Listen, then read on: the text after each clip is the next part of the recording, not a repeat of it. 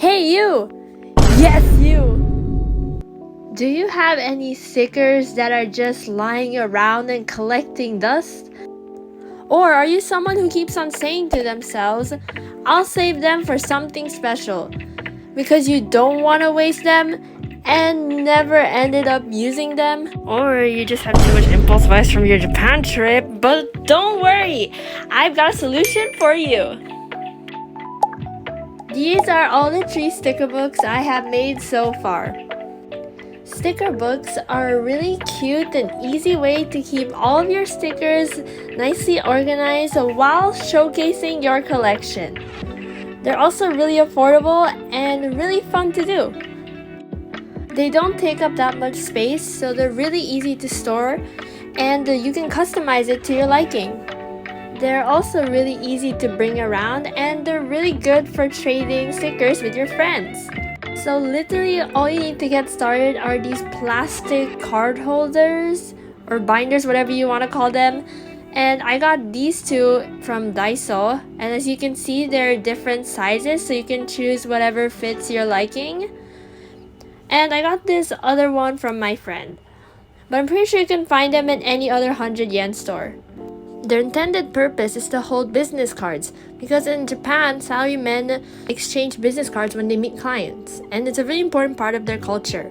And they're also frequently used to keep trading cards. But before you go running off and putting all your stickers on, please make sure to test your stickers first.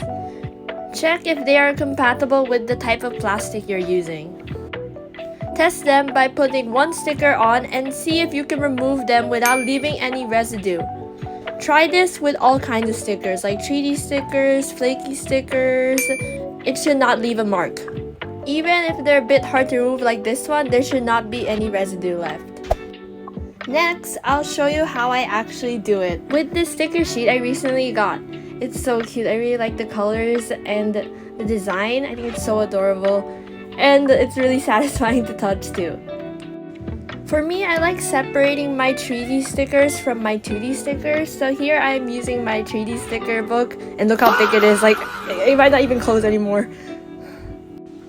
It also doesn't even want to lay flat anymore. Okay, you might be cooked, but it doesn't matter. We're gonna carry on.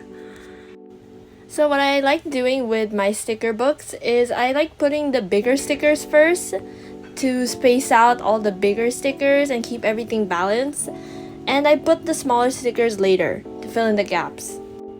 I also tried to spread out the colors. What I mean by that is I don't like keeping the stickers of the same color all in one place, so I tried to spread them out and keep them away from each other. But of course, you should just do it however you like and just have fun with it. So the reason why I started doing this and where I got the idea to start it is when I was still living in Japan. Well, for context, I grew up in Japan and I lived there for almost my entire life, and I just recently moved back to the Philippines. Starting around 2024 to 2025, things that were popular in the Heisei era started getting a resurgence, and they started trending again because all the girls who were kids and young teens during that time are now teenagers and young adults.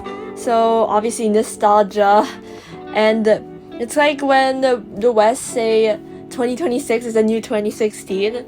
It's something like that. And one of the things that started trending again are these sticker books. I personally didn't have a sticker book when I was in elementary school, but a lot of my friends and classmates had them. And a lot of my friends and classmates at my senior high school also started hopping on the trend. And I remember one day my friend asked me to join them and we should trade stickers during recess. And I had lots of stickers lying around, like what I said in the beginning of the video, just collecting dust, and I wasn't doing anything with them anyway, so I bought the binder from Daiso and I just decided to make one. And the next day I traded stickers with my friends and classmates, and it's honestly really fun. So from that day forward, I started collecting stickers and started expanding my collection. Let's have a little ASMR break.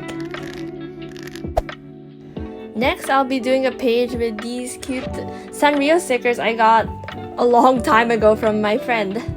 I really like the retro aspect of this sheet. Because is it just me, or I really didn't know that Little Twin Stars had a version where they were blonde and brunette instead of blue and pink haired. And it also has Patty and Jimmy in it, which is a character I never see anymore in Sanrio merch. I heard from my mom that they were popular during her time, but I feel like a lot of kids these days and people who got into Sanrio more recently have probably never even heard of them. And even for someone like me who really likes Sanrio, there are so many characters I still hardly know about or even never heard about. Like, Sanrio has a character ranking every year where fans can vote for their favorite character. And apparently there are over 450 characters and only 90 of them are in the competition every year. I could literally do a separate video just for Sanrio, but let's move back to the stickers. So here I'm doing it the same way as the 3D book. I put the bigger stickers first, then I move on to the smaller ones. And you can see here I'm cutting the apples out because I don't know why they weren't cut out. Like, you couldn't peel them off. So if you have a sticker sheet like that, you can just easily cut them off yourself. Here I'm also cutting out the balloons. And since these were so small, they were kind of hard to peel off. But I was able to get it on. And I also did the same with the pink balloon. Even after putting on all these stickers, I could still see some gaps. So I decided to fill it in with some smaller stickers. As you can see, this sticker book comes with lots of designs and it also has 20 sheets in total. I think one of the key points to making your sticker book really cute is to make sure it's full. Try not to leave that many gaps. Here I'm choosing mostly red stickers because the Sanrio sticker sheet has lots of red in it and I wanted it to look more cohesive. And yes, some of these smaller stickers were a pain to peel off. And they were also hard to put on sometimes. Sometimes they wouldn't go where I wanted it to go and I had to keep on removing them and then putting it back on. And see, here I'm struggling to peel this one off. And unlike these 2D stickers, when I was in Japan, I really wanted to get these 3D stickers called Bonbon Toropeshiru. And I remember one day after school, I went around Shibuya and I went to all the stationery stores or any store that sold stationery like Loft, Tokyo Hands, Don Quixote. I went around every single store and I literally couldn't find them anywhere. They were all sold out. That's how popular the stickers were. And even up to now, when they release a new series or a new collection, people line up in the morning just to get one. It's insane. Here are the final results of the 2 pages we did today. I think they came out really cute and I'm really happy with how they turned out. And I hope this inspires you to try something like this on your own and put your own little twist on it. And tell me if you want to see a video about my entire sticker collection, because trust me, I have a lot. And that's it for today. Thanks for watching.